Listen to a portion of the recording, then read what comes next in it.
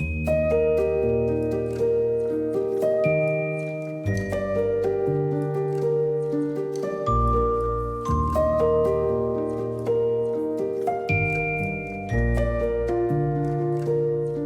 moi c'est Mana et je viens vous faire visiter aujourd'hui les potions de Mana. Ici je cultive des fleurs comestibles, des aromates et plein de petites merveilles à goûter et à déguster, soit en infusion, soit en épices, soit juste frais comme ça sur les assiettes.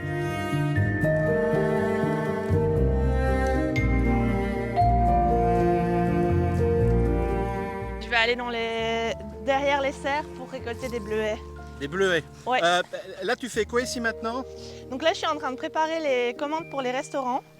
Donc c'est toutes des fleurs comestibles et des aromates qui vont finir sur les assiettes. Ceux-ci vont venir vraiment garnir les assiettes, amener une petite touche de couleur.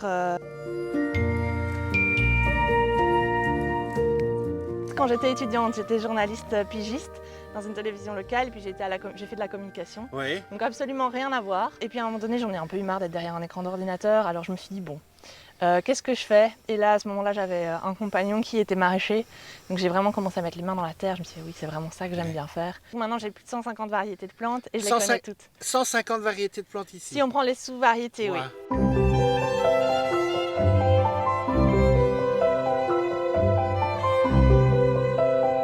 L'odeur, C'est incroyable, hein? c'est quoi qui sent comme ça?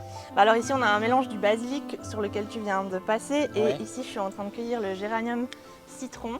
Alors ça, Géranium citron. ouais, il a vraiment une odeur méga forte de citronnelle. Parfois, on l'utilise même comme un repulsif contre les moustiques. J'ai des capucines normales et j'ai des capucines panachées. Ça, c'est mon activité les mardis et les jeudis. Je vais vraiment récolter et préparer les commandes pour les restaurants. Mais après, en dehors de ça, le plus gros de mon activité, c'est surtout de cultiver des plantes qui vont servir pour des tisanes, pour des sirops ou pour des épices. Ça, c'est l'autre capucine qui est beaucoup plus panachée. Tu vois, elle va vraiment avoir des petites taches de couleur qui vont la rendre très jolie, très esthétique. On dirait un peu une œuvre d'art, je trouve. Il y a une odeur d'agrumes là. Ah, c'est la tagette. Et t'as un mélange entre la tagette et ça. Ouais. Ça, c'est incroyable. Ça, c'est quoi? C'est de la dracocéphale de Moldavie. Ça a un goût de bonbon Napoléon. Moi, j'adore cette fleur. Hop. Bon, elle est toute petite, elle ne va pas être... Mais tu vois, tu as aussi ce côté très sûr. Ah oui, mais c'est ça. C'est vraiment le bonbon Napoléon, moi, je trouve. Oh là là. Souvent, on a ce discours-là. Je l'ai dit parfois aussi. Ça m'énerve dans les assiettes, on met des fleurs comestibles et ça n'a pas de goût. Ouais. Là, ici, ce que je goûte, ça a énormément de goût. Oui, c'est l'idée aussi. Alors, il y a toujours des fleurs qui forcément vont être plus décoratives que gustatives. Mais moi, le but, c'est vraiment d'amener aussi des saveurs et de ne pas juste être dans le décoratif. Par exemple, la fleur de cosmos, elle est vraiment sucrée, elle a vraiment un côté mielé. Cosmos orange ici. Cosmos orange. Alors ça, c'est une plante tinctoriale à la base. Donc on l'utilise aussi pour faire des teintures végétales. On l'appelle aussi le cosmos sulfureux.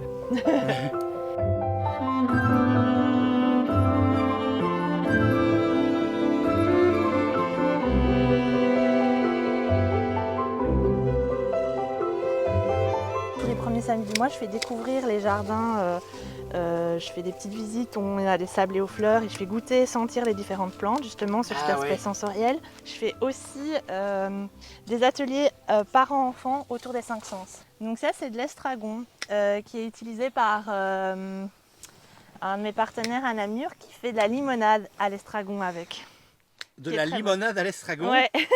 Ah, c'est génial. Elle fait ça, c'est un petit restaurant de pâtes et elle fait de la limonade avec et c'est super bon. En fait, c'est aussi pour ça que j'aime autant travailler avec les restaurants. C'est parce que c'est quand même très valorisant de voir ces produits qu'on a cultivés et qu'on a récoltés avec beaucoup de soin être mis autant en valeur dans des assiettes. Ouais.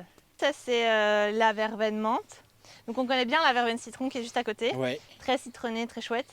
Et ça, c'est une variante de la verveine citron, mais c'est mentholé. Et donc en fait, c'est hyper fort, mais ça donne un goût et une odeur aux tisanes qui est vraiment incroyable. C'est très mentholé, ça a presque un peu un côté eucalyptus.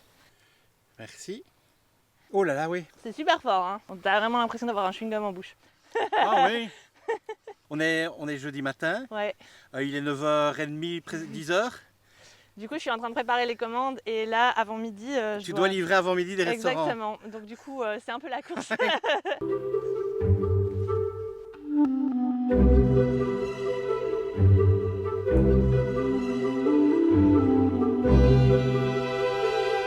que tu arrives à en vivre, à te dégager un salaire C'est une grande question pour moi aussi parce que mon boulot il est extrêmement saisonnier et la viabilité du projet reste très précaire.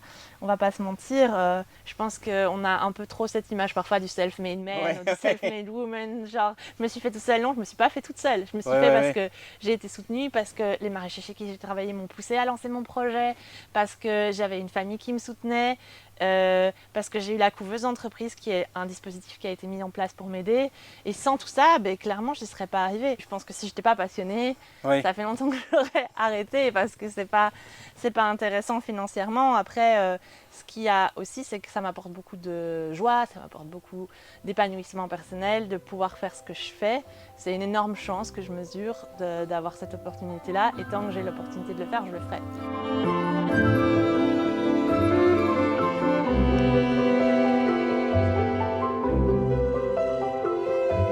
L'hysope, c'est très fort en goût et en propriété aussi, si on va sur le plan médicinal.